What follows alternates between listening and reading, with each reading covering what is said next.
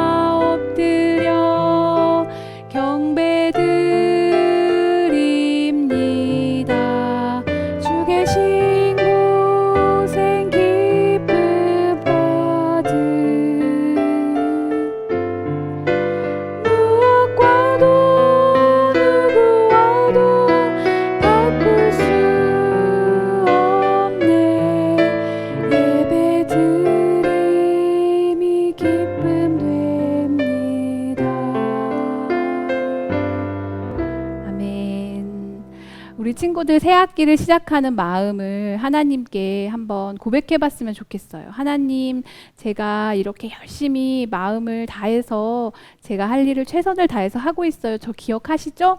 제가 하나님을 의지해서 나아갑니다 하면서 우리 하나님 맞죠? 함께 찬양할게요. 우리 박수 치면서 찬양할까요? 하나님 맞죠? 날 기억하시죠? 하나님 맞죠? 날 사랑하시죠? 하나님 맞죠? 날 기대하시죠? 믿어요 하나님 약속을. 하나님 품에 사랑받는 그런 아이 되고 싶어요.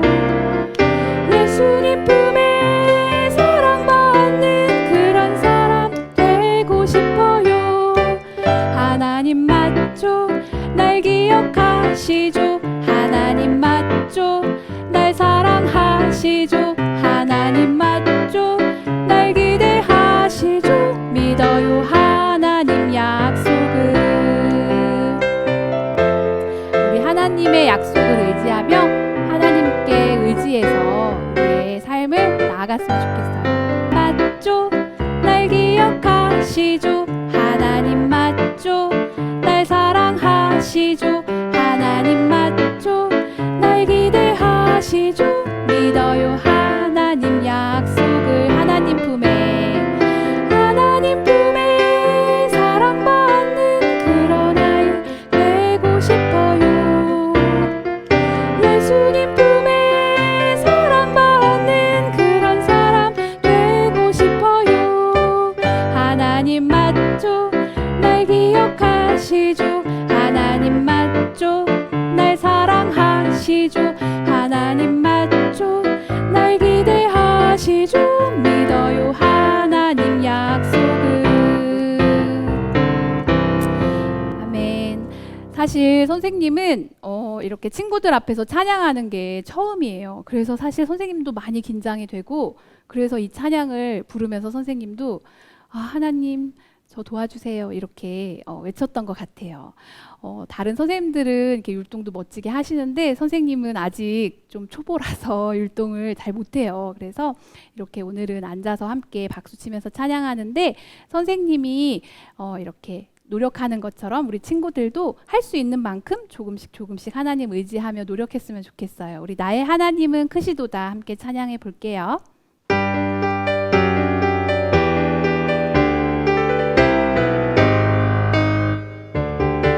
나의 하나님은 크시도다. 세상 모든 위대함보다 나의 하나님은 크시도다. 모든 사람의 놀라움보다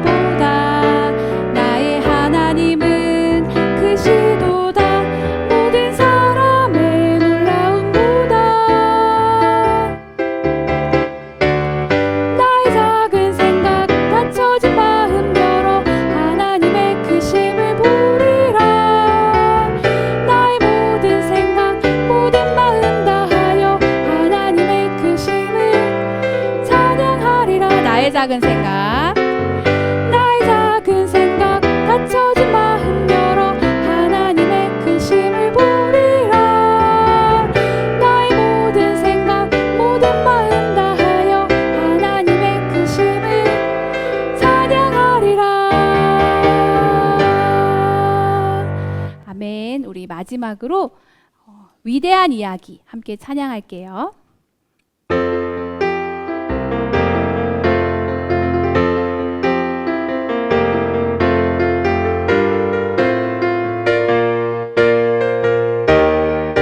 예수님이 행하신 놀라운 일들, 예수님이 행하신 놀라운 일들, 성경을 열 때마다 너무 놀라워. 물은 변하여 포도주 되고 작은 도시라고 천명 먹여 위대한 이야기가 죽은 나사로가 살아나고 사랑으로 세상을 발을 씻겨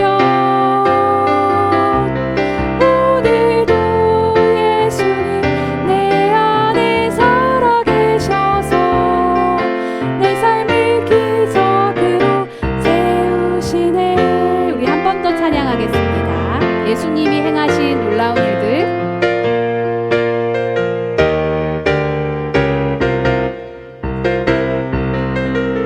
예수님이 행하신 놀라운 일들, 성경을 열 때마다 너무 놀라워. 물은 변하여 포도주 되고 작은 도시라고 천명 먹여 위대한 이야기가 여기 있네. 죽은 나사로가 살아나고 사랑으로 제자들 발을 씻겨 오늘도 예수님 내 안에 살아계셔서 내 삶을 기적으로 채우시네. 죽은 나사로가 살아나고 죽은 나사로가 살아나고 사랑으로 제자들 발을 씻겨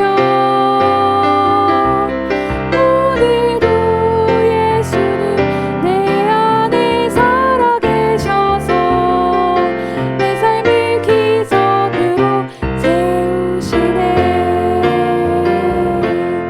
아멘. 오늘은 어떤 위대한 이야기로 우리의 삶을 채우실지 이제 말씀을 들을 텐데, 우리 대표기도 할 친구가 나와서 함께 대표기도 해주겠습니다.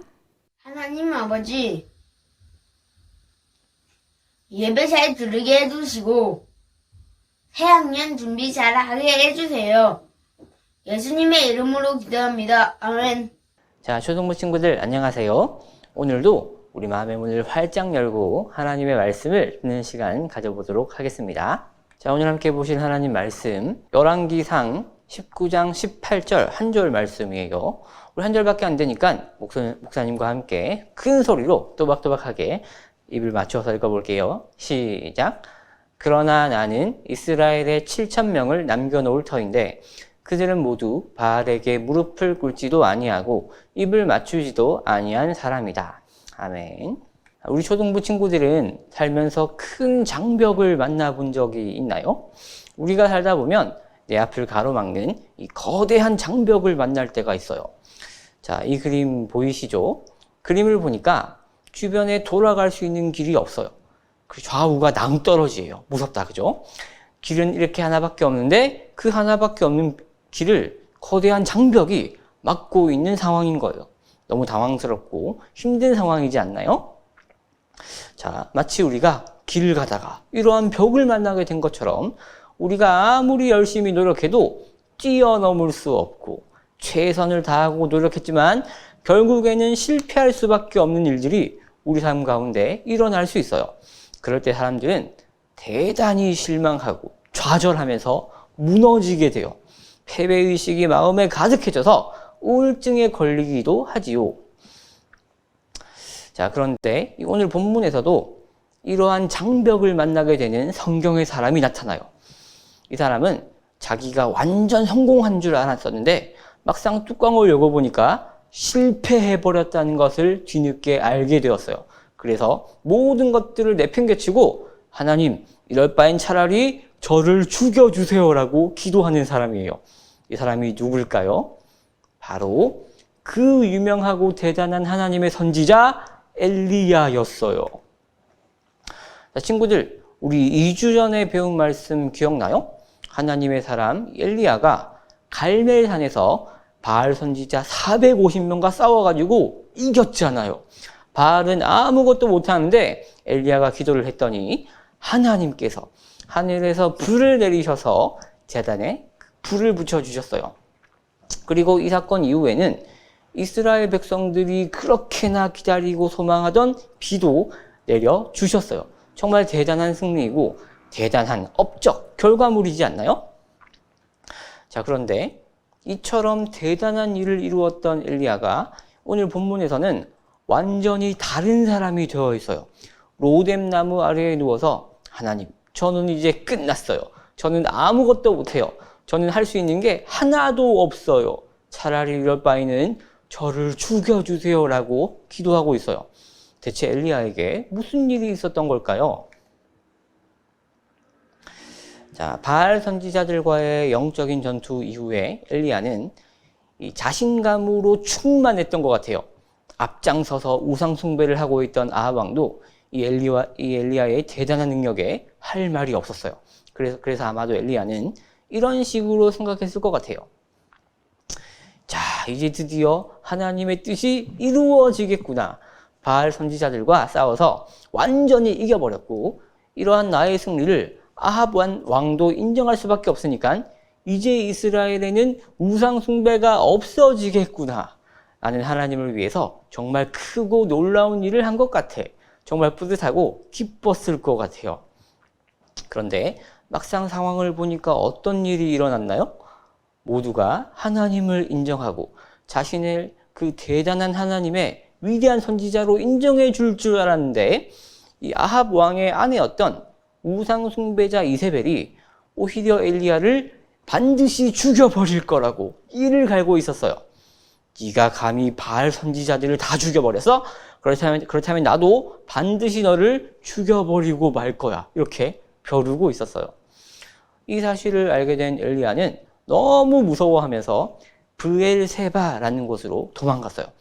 자기가 갈 수 있는 한 제일 먼 곳, 이세벨 왕비와 제일 멀리 떨어진 곳으로 도망친 거예요. 이 정도로 멀리 떨어져 있으면 병사를 보내서 나를 죽이려고 하지 못하겠지? 안심할 수 있는 곳으로 도망갔던 거예요. 자, 브엘세바에 도착한 엘리야의 마음은 여전히 회복되지 않았었어요. 자기가 이기고 완전히 승리한 줄 알았었는데 그게 아니라 결과는 완전한 패배였다라는 생각을 지울 수 없었던 거죠. 그래서 혼자 광야로 들어갔대요. 친구들, 이스라엘의 광야는 뜨거운 바위 사막 같은 곳이에요. 한낮에는 사람이 도저히 인내력만으로는 버티고 서 있을 수 없을 정도로 굉장히 더운 곳이에요. 왜 우리나라도 여름철에 우리가 뉴스를 보면 사람들이 더위를 먹어서 막 탈이 나고 일사병에 걸리기도 하지 않나요? 이스라엘은 우리나라보다 훨씬 더 더운 곳이기 때문에 그늘이 없으면 버틸 수 없는 곳이었어요. 그래서 엘리야는 이 로뎀 나무에 의지해서 햇빛을 가리고 있었어요. 친구들, 로뎀 나무라는 나무는 사람보다도 키가 작은 나무예요. 그리고 나뭇잎도 굉장히 작고 별로 많지도 않아요. 이런 나무가 과연 그늘을 많이 만들어서 햇빛을 가려줄 수 있을까요? 당연히 아니겠죠. 제대로 이 태양빛을 가려줄 수 없는 나무였어요. 그런데 이 엘리야의 마음이 얼마나 지쳐있고 얼마나 절망적이었으면 이런 나무에라도 의지해서 그냥 자포자기하는 심정으로 누워 있었겠어요? 마음에 패배감이 가득하고 몸에는 아무런 힘이 없고 로뎀 나무 아래에 있었기 때문에 태양빛을 피할 그늘도 제대로 없던 뜨거운 상태, 더운 상태였지만 그 상태로 엘리야는 피할 생각도 하지 않고 그저 탄식하고만 있었어요. 아무런 의지도 없고 미래에 대한 희망도 없이 그저 죽기만을 바라고 있었던 것이죠. 하지만 하나님께서는 엘리야를 포기하지 않으셨어요. 친구들, 이 제목에서 중요한 게 뭔지 알아요? 엘리야는 지금 자신에게 일어난 모습을 보고 주어진 현실을 보면서 이제 내가 더 이상 할 수 있는 일이 하나도 없구나. 나에게 남은 희망은 하나도 없구나 라고 생각했었지만 하나님은 그런 패배한 것처럼 보이는 엘리야를 통해서 앞으로도 하고 싶으셨던 일들이 많았던 거죠.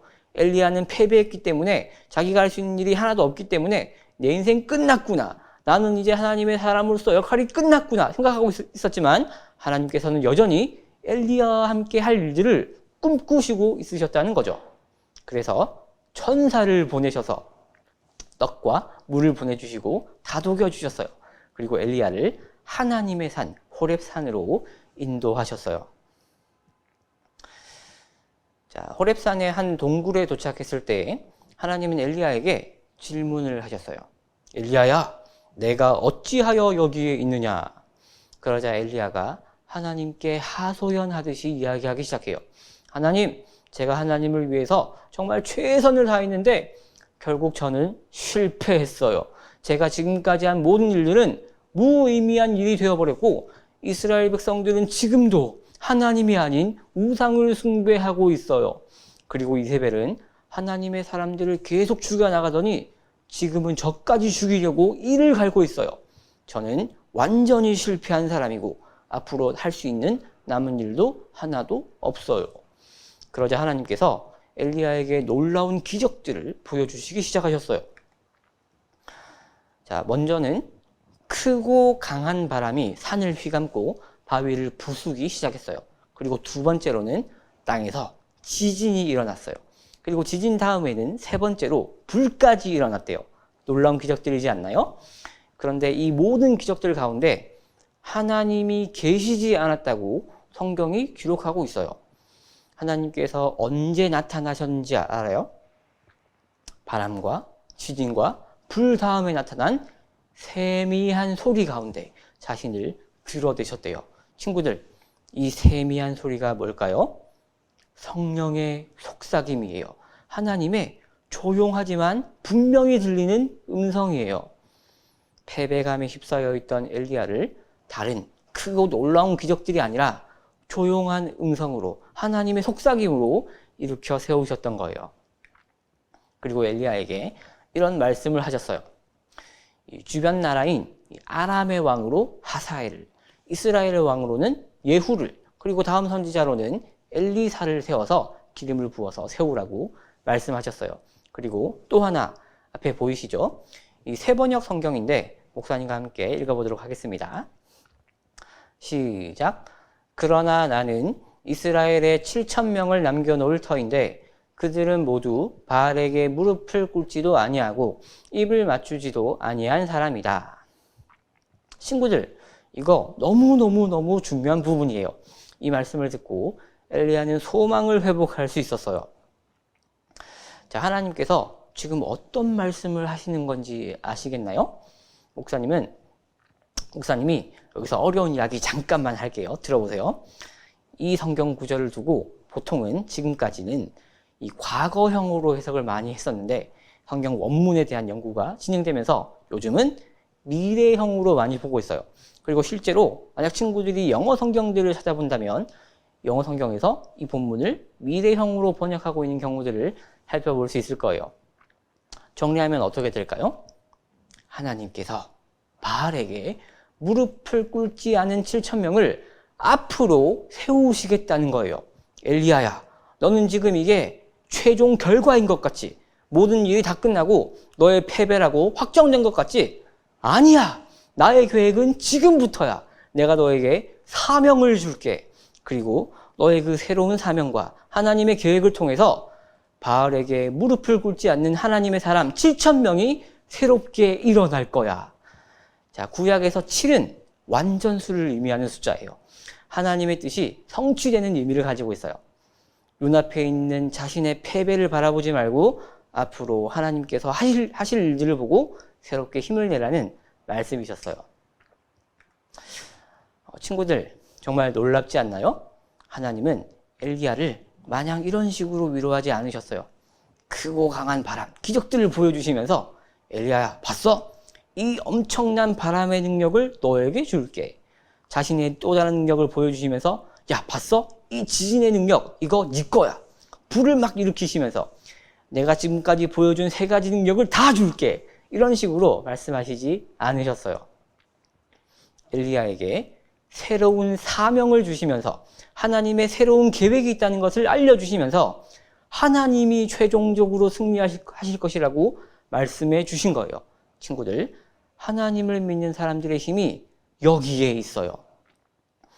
자, 지금 당장은 뭔가 좀 딱 봤을 때 똑똑하고 공부 잘하고 집에 돈이 많고 얼굴이 예쁘고 잘생긴 사람이 최고라고 느껴질 수도 있어요. 그래서 그러한 세상이 부러워하는 능력을 가진 사람과 나를 계속해서 비교하면서 마음이 작아지고 낮아질 수도 있어요. 하지만 친구들, 우리의 힘이 어디에 있는 거예요? 하나님께서 앞으로 하실 일과 그 하나님의 일을 우리에게 맡겨주셨다는 사명에서 나오는 거예요. 제자들교회 초등부 친구들의 삶에서 어렵고 힘든 일들이 일어날 때마다 나에게 주시는 하나님의 사명이 무엇인지를 생각해 볼 수 있었으면 좋겠어요. 그리고 꼭 어려운 일이 없다 하더라도 내 인생의 목적과 의미가 무엇인지 고민해 보면서 하나님께서 나에게 맡겨주신 일이 무엇인지를 생각하고 찾아볼 수 있었으면 좋겠어요.